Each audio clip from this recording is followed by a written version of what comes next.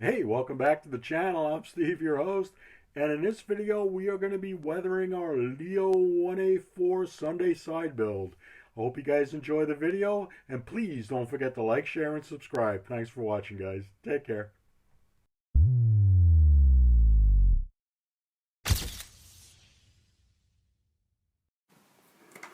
Alright, welcome back to the channel. Hey, what we're doing, if you're a fan of the channel and you've seen a number of my videos, this is my standard weathering. What I like to do is I like to get the base coat on, flat, no gloss at this time. And what I like to do is I like to go around the panel lines, seams, where panels meet, corners, outer corners, inner corners, and just do kind of a sloppy pin wash of a raw umber. So that's what we're going to do here. So I'll let the video play, and I'm going to wax poetically about the Leo ones. The Leos are interesting. They are an outcome of a French-German tank project, and they both hope to produce a standard Panzer. And really, like all joint projects, it didn't work out, right? So you end up with the French going on to the AMX-30, which ended up being a pretty solid MBT, and the Germans ended up with the Leo 1. Same thing happened with the MBT-70 program with the Americans, and you ended up after a while with the Leo 2, and then on the American side you ended up with Abrams. So what ends up happening is you've got the Leos pretty successful, and the German theory is heat has made heavy armor not a dead end as far as tank development. So they want to rely on speed and maneuverability, and they couple that with sort of a medium to light vehicle. I mean, if you look at tanks now, and that excellent British L7 105 millimeter gun. On the Leos, the ones, it's a L7A3. It's a great rifled 105 millimeter gun with an enormous range of ammunition. So the Germans are pretty happy with this, and they go on and they produce the Leo 1, the A1, and the A2. So the Leos are in production, and they're coming to a point where they know they need something different. They need something heavier to meet the 1980 Cold War, the 1980s Cold War threat from the Soviet Union. So they know Leo 2 is coming. So what they want to do is they just want to keep their industrial base active. So they go on to make the Leo 1A3 and the Leo 1A4, and these both have different. They have the same turret, but very different from the cast turrets of the Leo 1, A1, and A2. Now I'm just going to pop back to the video here. What I'm going to do is I'm going to put some dots down of Naples yellow. Naples yellow, raw umber. If you only have 2 oils in your collection, make sure they're these, because you get a lot of good use out of them. So we're going to put some dots down, and we're just going to grind this paint in. And while we're doing this, you want to grind it in, but just be careful. You don't want to start snapping suspension bits off. So I've got a decent size, short-haired, stiff brush, and I'm just going to grind that paint in. So I'll let the video play a bit, and I'll get back to the story here. So you have the Leos 1A4 and the 1A3 are really a bridge for the production facilities to Leo 2. So for the time, the A3 and the A4 have pretty sophisticated electronics, fire control, ranging, engine management systems. But the Germans, and they only build 110 A3s and 250 A4s. So the Germans need something to fill the gap, really, until Leo 2's available. So they end up with, they've got a lot of Leo 1s, A1s, and A2s with the cast turret.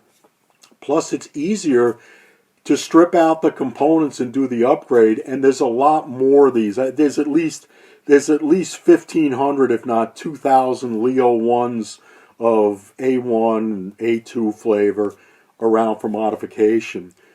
So now that they have the technology that they're using for the Leo 2, they take that and they update the Leo 1s, A1s, and A2s because it's easier because there's less to strip out and there's more of them to make them competitive with the Soviet threat of the 1980s while Leo 2 is coming in service. So it gets a bit confusing. You've got the A3 and the A4, which at the time were better tanks than the earlier Leo ones.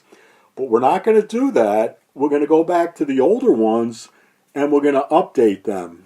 And the Leo 1A5 is a very competitive tank. It's the Germans sent a lot to the Ukraine. It's the 105 with the current menu of ammunitions. It's quite an effective vehicle. So now you've got the kit here, and I'm back to the story here, back to the work here. We're putting down some more yellow dots, and we're going to grind those guys in. What's interesting, just as a failed joint tank program with the French and the Germans spawned the Leo series, the Leo 1, it was a failed joint project with the Germans and the Americans that actually spawned the Leo 2 series. And the Leo 2 series has grown. It's interesting. It's something from the 70s that's still viable today. And really, a Leo 2A7 is pretty much unrecognizable compared to a Leo 2A4. And the Americans were able to do the same with Abrams, where Abrams went out of production, from raw material to tank production in the late 80s. And all these ones now are just rebuilds. So now with Leo, you've got Leo 1, you've got a tank that is now effective against the threat, the 80s Cold War threat from the Soviet Union. You're able to keep a competitive tank on the battlefield while you're waiting for your 2A4s to come online, or your Leo 2A4s was down a bit. One of the things, and just getting back to the painting here, Leo 1s have a lot of things they hang on the side. In hindsight, if I do another Leo, I will leave off this on vehicle equipment until I get the painting and the weathering done. I can work around it, but I was just happy I wasn't snapping anything off. And again, you just want to be careful. You're just grinding that paint in, and less is more. Start with a little bit, grind it in, see how you like it, and just keep adding till you get it to where you want it. Because it's easier to add it than it is to take it away.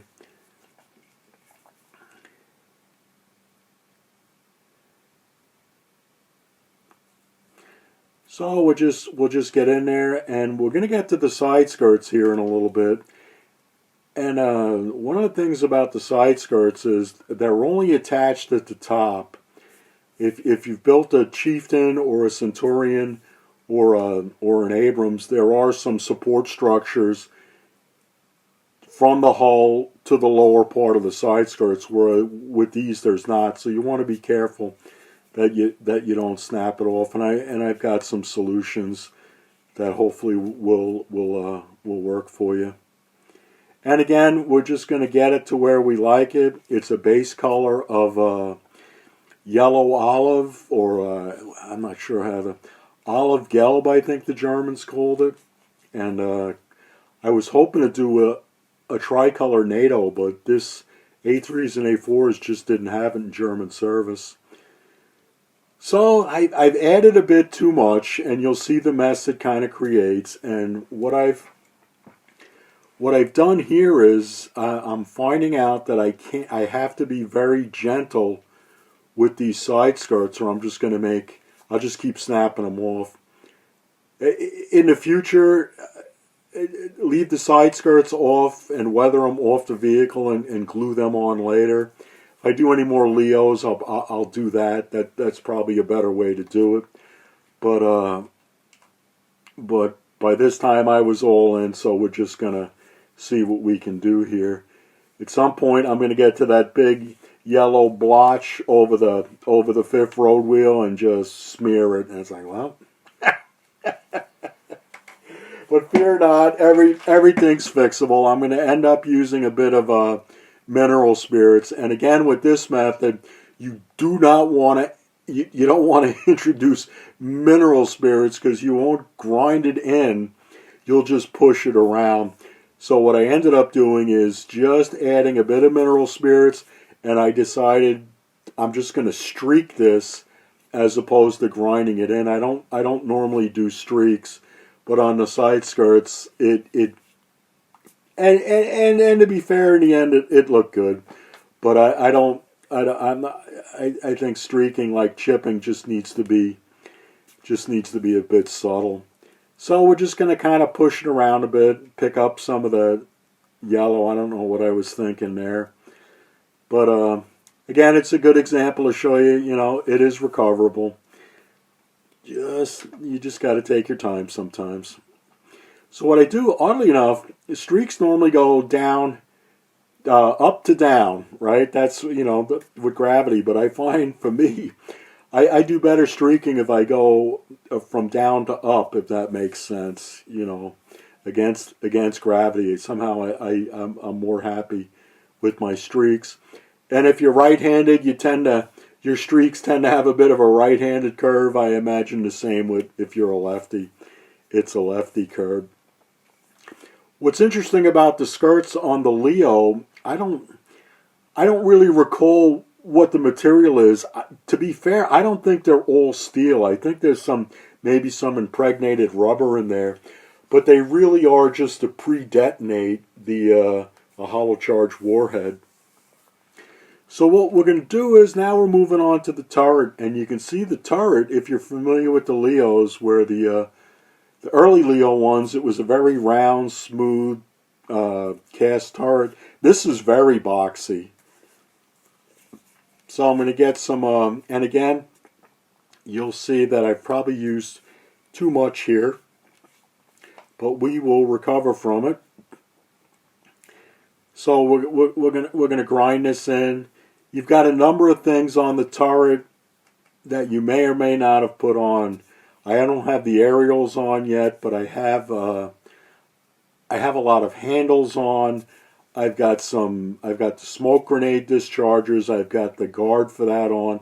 So just be careful, because this method is excellent for knocking small pieces off, especially photo wedge. So just kind of, plan your build around that. I ended up knocking off one of the turret lifting. I wouldn't call it an eye. I don't know how to describe it.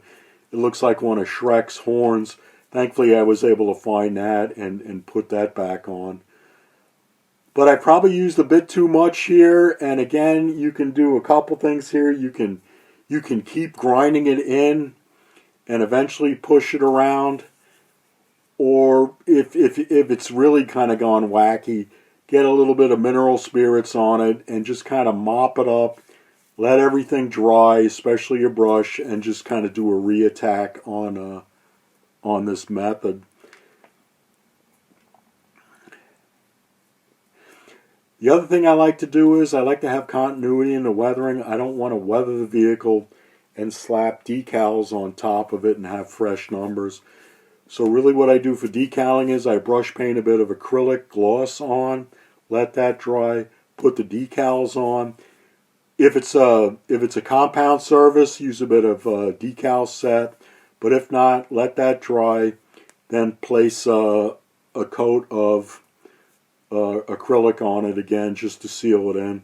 And that way when you're weathering, the decals are part of the vehicle and not just kind of slapped on. You've got this really field-used tank with bright numbers on it, and I just don't think it's realistic.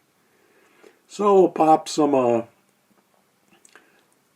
more dots on here. Hopefully I'll get the dots, the volume of dots right, where I'm not making just a mess. Again, I can't stress enough. Less is more. No, and again, you've got some fragile parts here. The Italeri plastic is pretty brittle, and you've got the guards over the smoke grenade launchers, and you've got handles. So just be careful. There's a lot of handles on this turret, which surprised me. But no, as far as the kit, I really enjoyed building this kit. It's hard to believe that this kit is, I think it's 1977. And this kit, you can find this kit probably for under 20 euros in a lot of places. It's, it's worth it. The one thing that when I was building this was, you have the sleeve, you have the thermal sleeve on the gun tube, and it's hard to clean up. It's hard to get rid of the mold lines and and just the seams from gluing the barrel halves together. Just take your time with it. And what I want to do is this method. I'm going to pop the gun tube off here in just a second, because I didn't want to flex the barrel, flex the gun tube, and split those seams. So let me see here. I'll get a bit, and we'll see what happens here. But the gun tube's got a lot of nice detail on it with the with the sleeve attachments to it, plus the fume extractor. The other thing you want to be careful of, the light box, the xenon light box. The mounting is pretty secure, but just be careful how much pressure you apply here. Just tread lightly with that, because you'll send that thing flying off your model, and you don't want to create more work while you're trying to finish, which normally happens to me.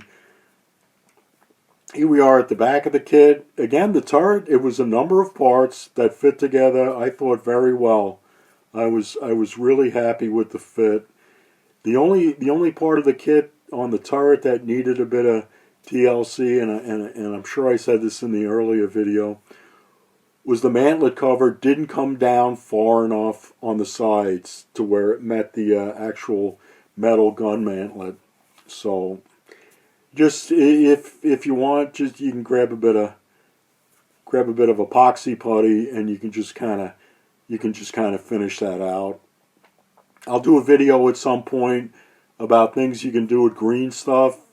Green stuff is some amazing stuff, and once you get the hang of it, you'll never buy stowage again.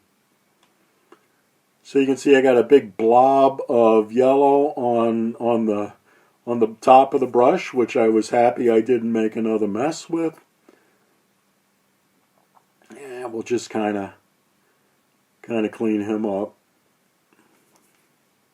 The other thing is, if you seal your decals, you won't end up knocking them off. Here's some pictures of the finished products. Thanks for watching, guys. Take care.